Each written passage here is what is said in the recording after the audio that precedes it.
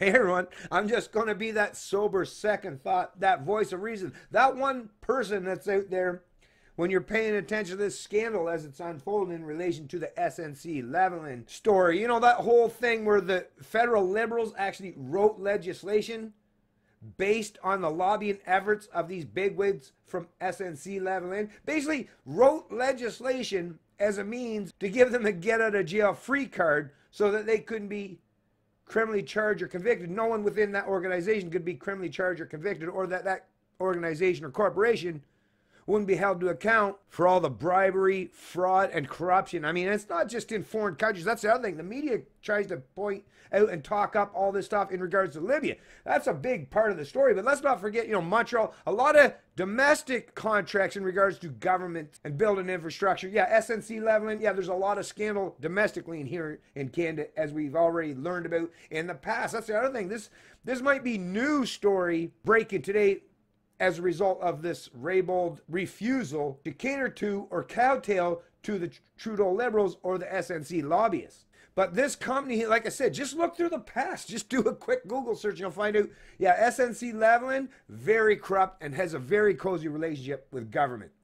And it wasn't just the Liberals, the Conservatives as well. But yeah, I just wanted to point out this interview with Wendy Mesley from CBC with Lisa Ray in regards to this whole SNC Lavalin scandal. So this is from Twitter. Wendy Mesley at Andrew Scheer was lobbied by SNC Lavalin too. If he were PM, would he want a deal cut to avoid a trial? At Lisa Raitt tells me her party would have handled it differently. But would they have said no to a deal? And basically the way she answered, because there's a lot of jobs at stake, just like the Liberals, they're more than willing to yield their morality or their ethics, for the pretense of saving a few jobs, because to them, politics is what matters most. Ethics, morality, rule of law, treating people equally under the law. No, they don't care about any of that. It's all about playing politics. And as we're hearing, even from Lisa Raitt here in this interview, or this short clip of the interview, the Conservatives wouldn't have been any better as far as holding SNC Lavalin to account. They would have given a little different political spin, a little different narrative, but at the end of the day, they probably would have done basically the same thing. Gave them a get out of jail free card. I mean, unless you've crawled out from under a rock yesterday, yeah, corruption is very much rampant in this country. Rules, that's only for you, the lowly taxers, the wage slaves. For the ruling class or the corporate class, there is no rules. It's whatever you want to do, and if you do tend to get caught, usually there's just a fine or a slap on the wrist. And we see this time and time again, folks. It's undeniable at this point. But the big thing that I'm seeing where this is all unfolding, well, first, like I say, the Jody Raybould resigning, and I do love how that played out. Just shows how incompetent the people are. Even these people in the Trudeau Liberals and their handlers, or people like this Gerald Butts, which is now the newest breaking part of this story. Now he is resigned. But this is the thing. When I see the media and the pundit class out there focusing their attention on the Butts resignation, or Jody Raybould resignation, or the infighting or bickering within the Liberal Party. Hey, I get it.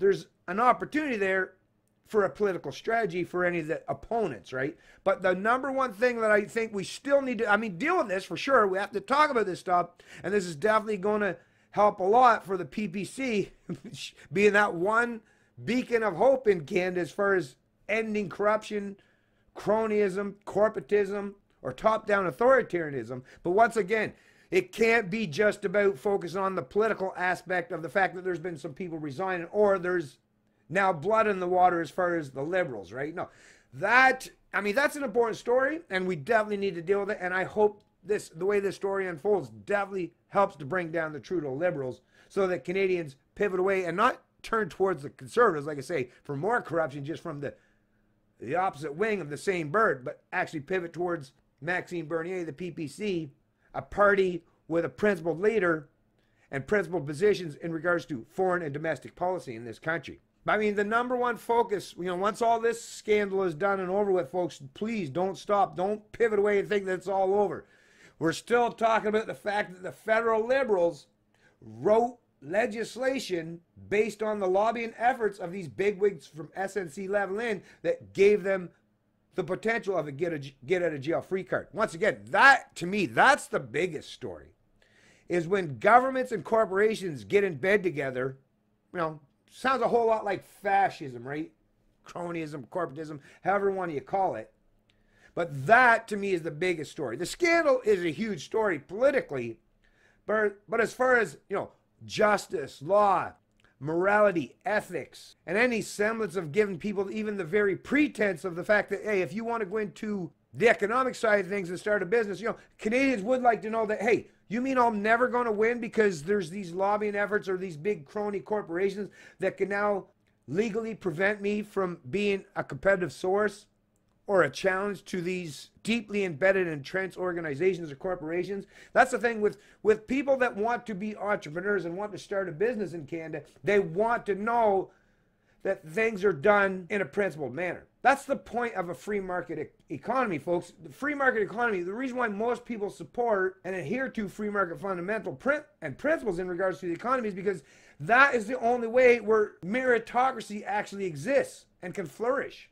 The minute someone has the ability to use the big gigantic gun in the room, which is government, to monopolize the industry or to prevent them from being held accountable or responsible for their nefarious deeds, their corruption, their fraud, or their economic malfeasance, the minute people realize that the game is rigged, that's a disincentive for the entrepreneurial class or those who want to create new businesses. That's a devastating acknowledgement and definitely suppresses their ability or their yearning to try to start new businesses in this country.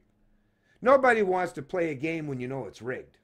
So yeah, like I say, the Gerald Butts thing, and it's so nice to see. This is so great. Like I say, the way this is unfolding, oh, it speaks volumes as far as everyone thought that the true liberals, they had everything battened down and they were so tight as far as keeping that organization in check, right? All their lackeys in check. Once again, identity politics. Yeah. Good luck keeping everyone aligned with a particular narrative when you use division as the means or the basis for your political platform.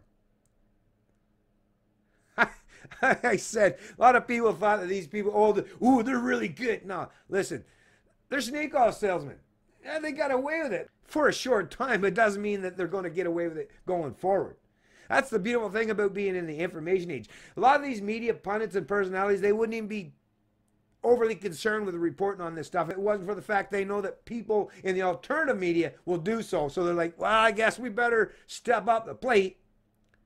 If not, once again, we'll see these bunch of nobodies with just a camera and a microphone doing our jobs for us and actually doing a much better job than we could ever do. So I guess they feel today that they better step up the plate, assume their role and position, which is literally the whole point of having journalists in any country is to hold the central planners or those in government to account, to be the adversaries of those who seek to rule over you. I guess a lot of people in the media, what I'm seeing out there today, they recognize, at least for this particular file, they better start doing so. Otherwise, they're going to realize that eventually they're just a bunch of people spewing a whole lot of hot air with an ever-shrinking audience, because people, like I say, if they want tabloid-style reporting, well, they can go to the local grocery store and pick up those tabloids that you see in those aisles. Or there's all kinds of places on the internet where you can get that kind of stuff. Now, Canadians expect the media in this country to actually hold those in power to account and to do it properly without a political bias or a political bent. It's Canadian Libertarian, and I love liberty.